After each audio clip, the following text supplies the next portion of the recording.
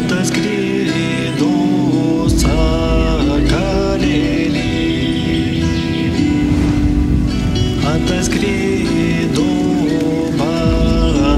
vanagėlį, ant to žalio berželio, ant to žalio berželio.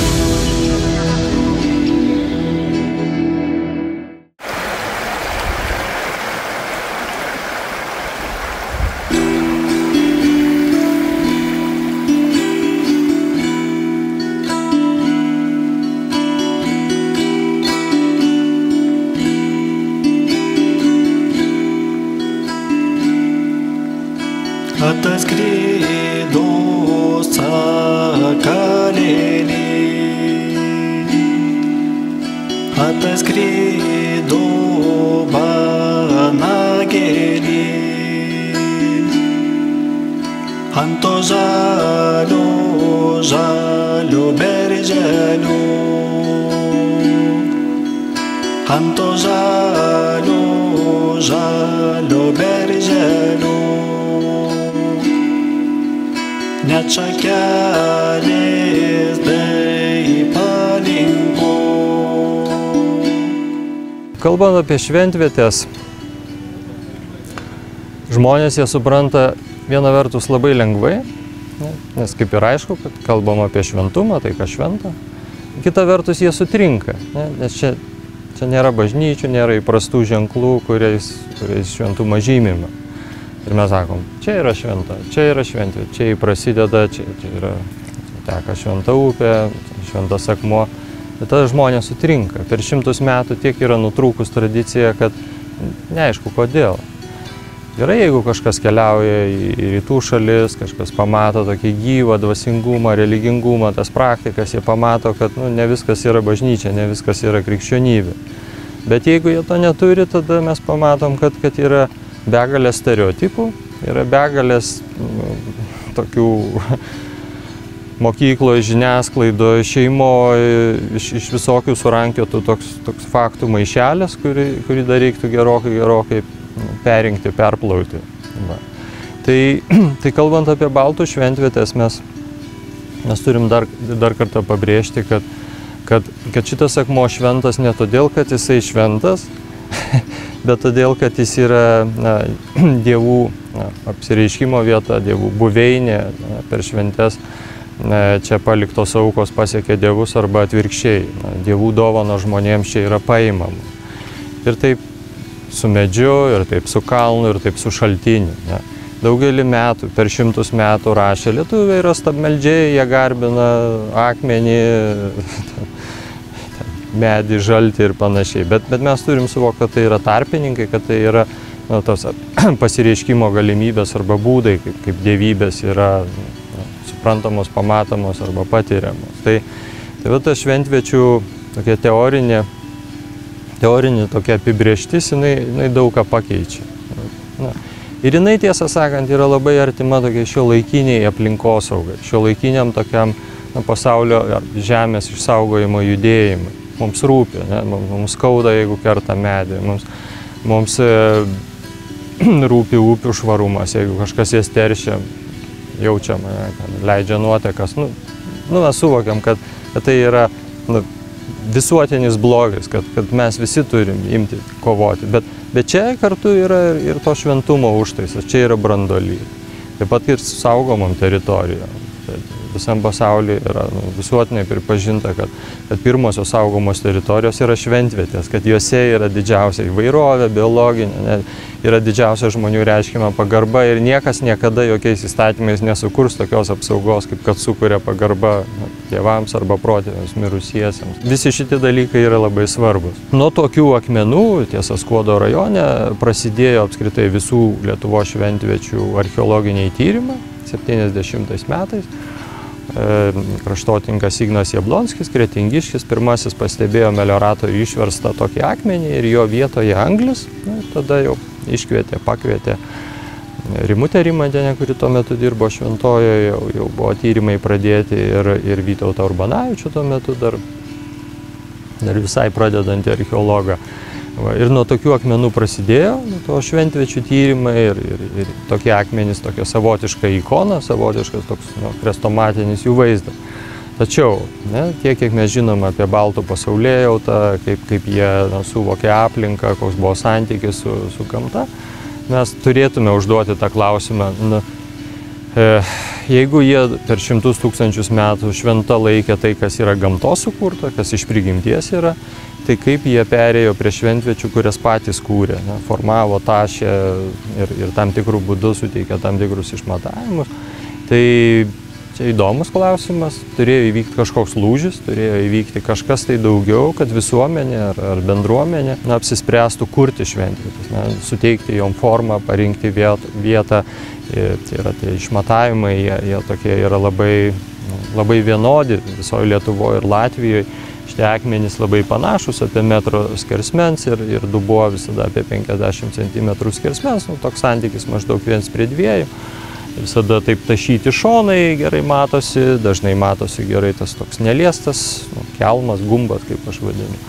Va, tai šita šventvečių grupė, jinai daugeliu požiūrių labai įdomi, žadinanti vaizduotę ir kelianti klausimus.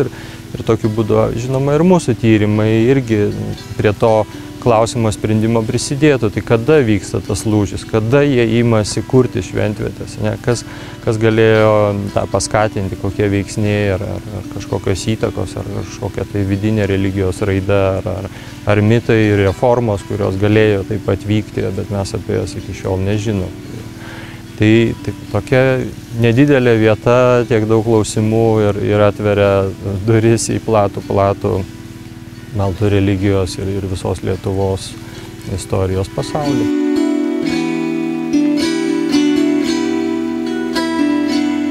Šios šventvietės jos gerai parodo ir dabar mes irgi matom, kaip gražiai vanduo renkasi dubenį ir visuomeniai, nežiūrint tokio akivaizdaus paveikslo, kurį mes šiandien matom, yra labai gajus iš XIX amžiaus pabaigos, iš XX amžiaus atėjęs įsivaizdavimas, jog aukuras, akmuo aukuras yra tas, ant kurio kūrenama ugnis. Prie to prisidėjo ir Vydūno kūryba, tokie jo filosofiniai ieškojimai, prisidėjo iš dalies ir paties žodžio aukuras vartojimas, kuris ne visada teisingai vartojamas. Mes puikiai žinom, kad aukuras tai, kas pastatyta, ten sudėta iš mažų akmenėlių, ten galbūt daugiau toks antikinis, reiškia, to aukuro vaizdavimas. Bet, dėja, per ir jau nepriklausomybę atkūrusioje Lietuvoje ypač tas jaučiasi, kad iš nežinojimo žmonės dažnai kūrė ugnį ant akmens, įsivaizduoja, kad jie labai jau čia viską daro teisingai ir autentiškai.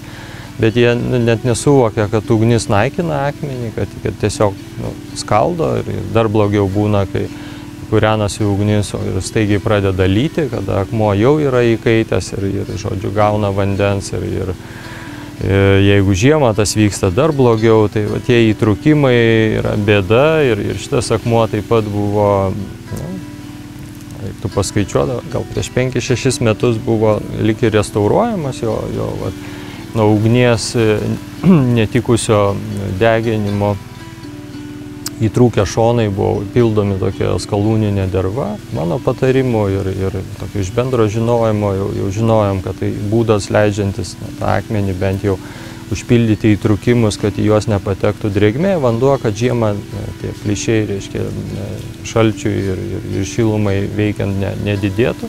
Tai matom, kad jau irgi antra diena stovi vanduo, laimė viskas pasiteisino ir nebenuteka, nebesisunkia ten gilyn ir norisi tikėti, kad daugiau niekada čia nebus taip daroma.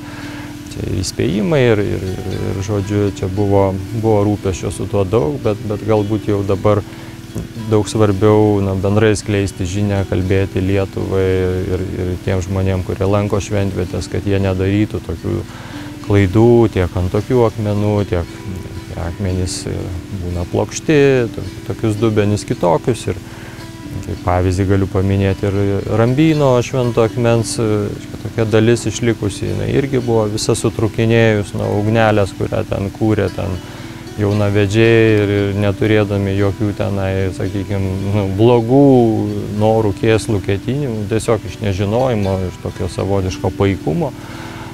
Nors ugniavietė šalia įruoštos ir tikrai tą ugnį derėtų perkelti ir tą akmenį laikyti visai kitam vaidmenį, žvelgti visai kitaip. Tai čia yra bėda ir kada čia buvo kalba išėjus, manęs klausė, kokią žalą daro juodieji archeologai šventvietė. Juodieji archeologai daro santykinai mažą žalą.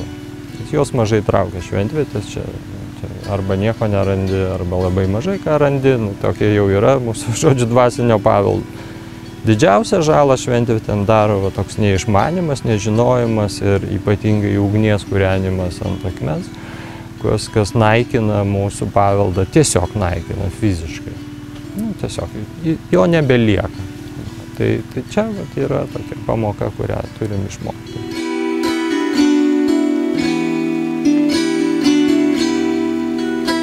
Pirmiausia, mūsų tyrimai leis sutvarkyti šitą vietą, sutvarkyti taip, kaip ją turėtume prižiūrėti, tvarkyti. Turiu pasakyti, kad tas tvarkymas būtinas dėl to, kad prieš 53 metus iškasta tyrimų perkasa buvo palikta neužkasta. Žodžiu, čia tas akmuo visą laiką buvo duobėj.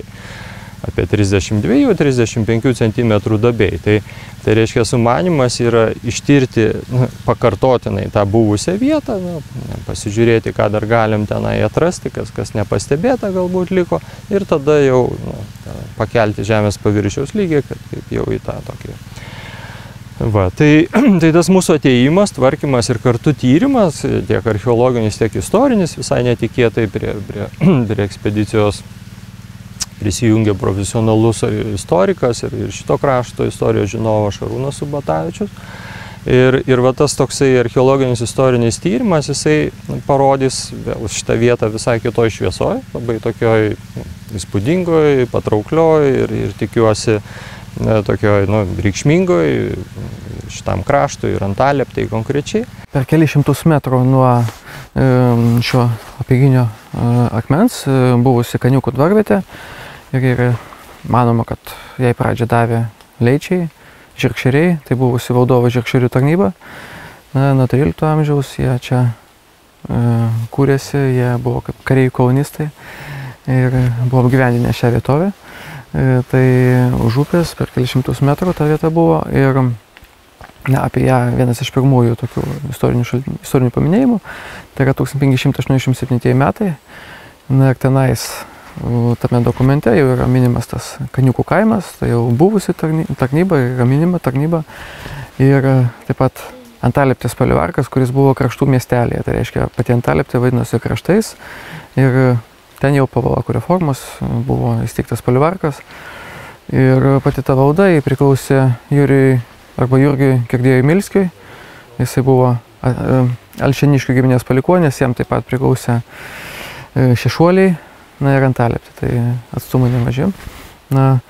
Visgi atliekant istorinį tyrimą pavyko išsiaiškinti tiek daug informacijos, tai jau 15 amžiaus pabaigoje ši vietovė, kaip ir Šešuoliai, priklausė Alšėniškių giminiai. Tai Alšėniškiai buvo lietuvių kilmės kunigaikščiai, kurie jau 14 amžiaus pabaigoje jau buvo pasikrikštyję į stačiatikybę.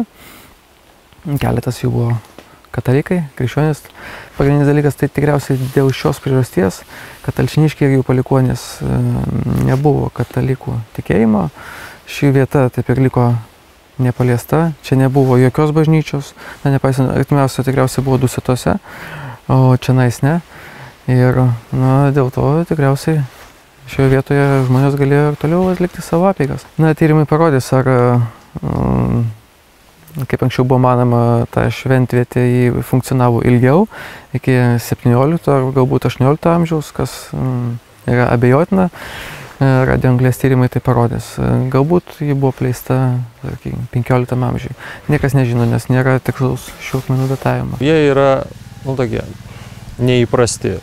Tai būna retai, kad archeologai grįžta į kartą jau ištyrinėtą vietą.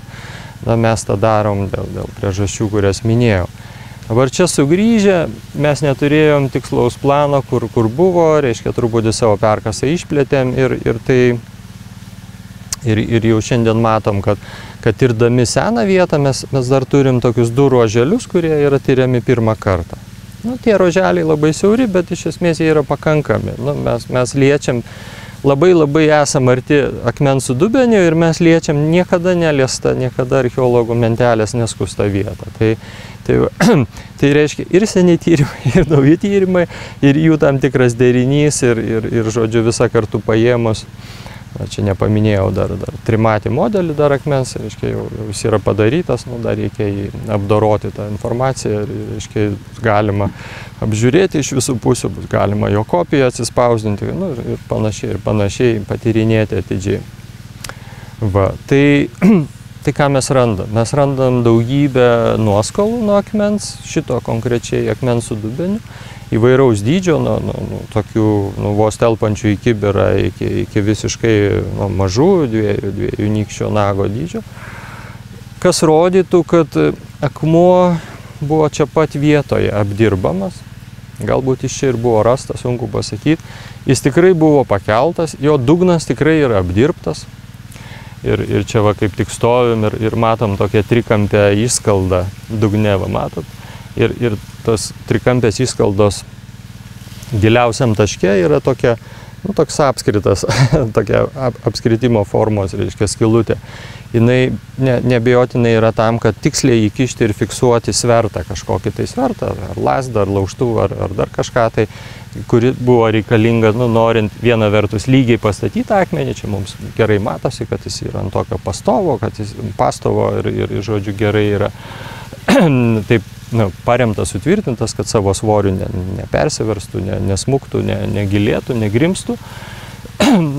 Tai tos nuoskalos rodo, kad čia tos dirbtuvės buvo. Kad tas akmuo buvo ir vienaip, ir kitaip verčiamas, ir aišku, jau kai buvo pastatytas, ar jau pabaigtas, ar dar nepabaigtas, aiškiai, ypač tos smulkiosios detalės man rodytų, asmeniškai rodytų, kad jis dar buvo dailinamas, kad tas apdailinimas tokių smulkių gabalėlių, dalelių, reiškia, čia pritrupėję, prikritę gausiai aplinkui.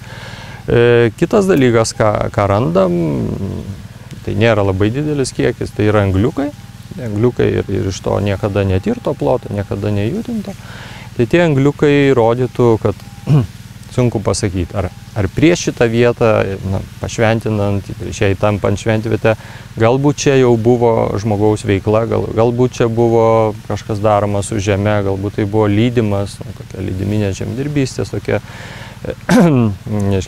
būdas, kad tu iškerti mišką, nudegini kelmų šakas ir tada kartą ar 2 ar 3, ten žodžiu, sėjai kažką tai pjauni, pasiimi derlių. Tas dalykas, tas faktas, kad angliukai žemėje ar miške ar kažkur laukuose randami, ypatingai tokioj lengvoj žemėje, tokiam priesmelį, kad jie gali būti susiję su senojo žemdirbystė, tai čia ir iš savo patirties ir šiaip tai yra žinomas faktas.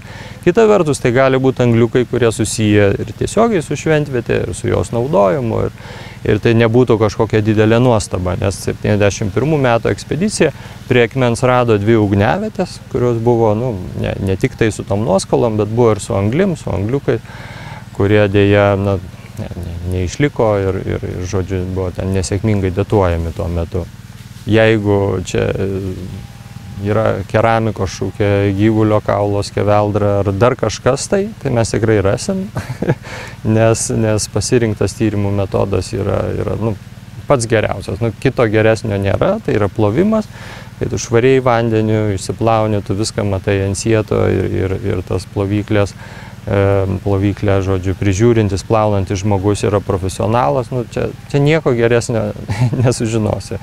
Joks magnetas, joks dirbtinis intelektas, niekas kitas, žodžiu, to nepadarys geriau. Tai to noriu pasakyti, kad jeigu čia yra kažkokių daugiau radinių, tai mes juos rasim. Jeigu jų nebus, pasitenkinsim tuo, kad turėsim angliukus ir paimsim grunto pavyzdžius, paimsim iš po akmens su dubeniu ir tokiu būdu gausim datą, kada šitas akmuo prislėgė žemės paviršių, kada tai įvyko. Tai va tas paimtas grunto mėginys, jisai mums tą pasakys, kad prieš kiek metų tai įvyko. Tai sužinoję datą, mes atversim visiškai naują puslapį šventviečių tyrimuose, tiek Lietuvos, tiek Latvijos. Tokie akmenys yra paplitę ir Lietuvoje, ir Latvijoje. Nes iki šiol tai yra daugiausiai tyrinėta šventviečių grupė, tokia rūšis, kuri iki šiol neturi nei vienos tikslios datos. Tai dabar jau yra 14 tokių akmenų arba buvusių vietų tyrinėta ir nėra nei vienos tikslios datos. Tai va čia yra 15 vieta ir bus pirmoji data ir tai naujas puslapis. Mes arba patvirtinsim seną hipotezę, tiesą sakant, hipotezių dvi, tai Vytauto Urbanavičiaus dabar jau dėjo šviesaus atminimo.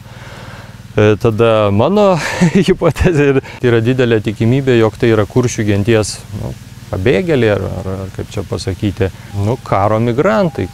Žodžiu, karo, kurį kariavo Livonijos ordinas, vėliau jau Vokiečių ordinas prieš kuršius, jie buvo priversti bėgti, trauktis ir juos priėmė Lietuvos didžiosios kunigaikštystės valdovas, greičiausiai Traidenis tuo metu, arba kažkuris tai labai, labai artimas laikė 13 amžiaus valdovas. Tai galbūt ta kuršių bendruomenė čia persikėlus ir savo šventviečių tradiciją, žodžiu, čia įgyvendino, išreiškė, žodžiu, tą akmenį taip pritaikė, bet matysim, ką rodys datos, ką sužinosim ir bus galima vėl naujai kalbėti, vėl naujai svarstyti.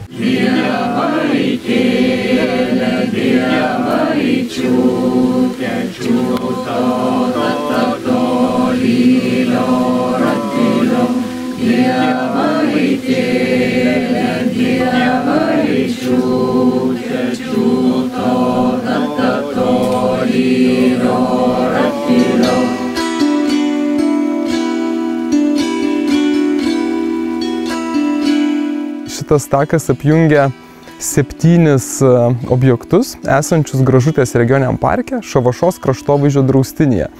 Tai 11 km maršrutas, kuris driekiasi miškais, takeliais.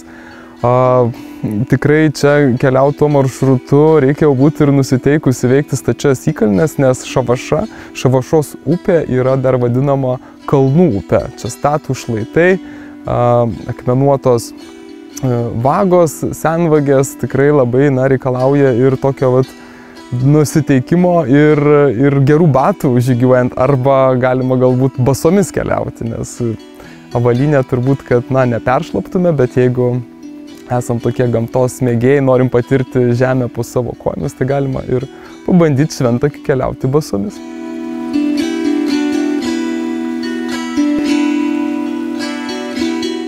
Šventakis, jis apjungia objektus, tai Šventąją Versmę, tai yra tiesiog toks šaltinis, kuris turi gydomųjų galių. Tuomet yra toks įdomus labai akmuo Šavašos upelio vagoje su pėda, tikrai akmenė tokia graži, milžiniška pėda įspausta, tai ar ten kokią dievybę paliko, ar gamta suformavo, reikia aplankyti, pamatyti ir patiems nustatyti. Paskui takas maršrutas veda pro Lūžų piliakalnį. Lūžų miške yra toks tikrai labai įspūdingas, gražus piliakalnis, kur labai dar gražiai matosi išlikę terasos, šlaitai, buvę gynybiniai tokie kaip ir įtvirtinimų liekanos. Paskui takas keliauja pro Šavašos pažintinių takų, tai yra tokia atkarpa, kur maršrutas Šventakio persidengia su Šavašos pažintinių taku. Ir čia yra ta pagrindinė baltų šventvietė, Lūžų akmuo su dubeniu.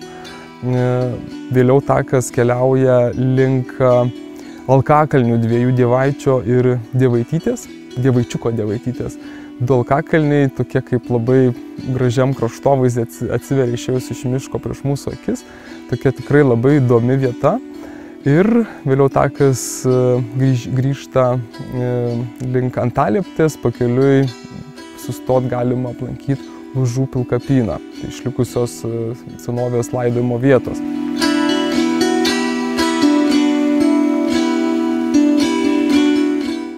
Galbūt tai bus lūžio taškas, galbūt šita vieta taps labiau šventvietė negu turistų lankoma vieta, galbūt jai rodoma pagarba bus visai kitokia, galbūt atsiras noras čia minėti baltų vienybės dieną ar kažką tai tokio, kas susišaukia su protėviais ir galėtų ilgainiui tapti tradicija ir žodžiu, ir būdų išreikšti savo pagarbą ir šitoj vietoj pasisemti jėgų, įkvėpimo ir sveikatos ir panašiai. Nuo to žalio berželio ant to balto akmenėlio baltas akmuo persiskyrė, gilios marios įsipylė.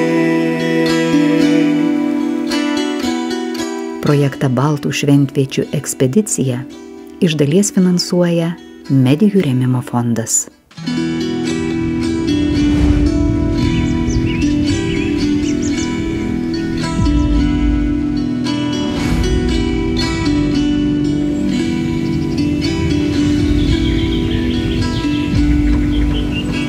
Ataskrido sakalėlį,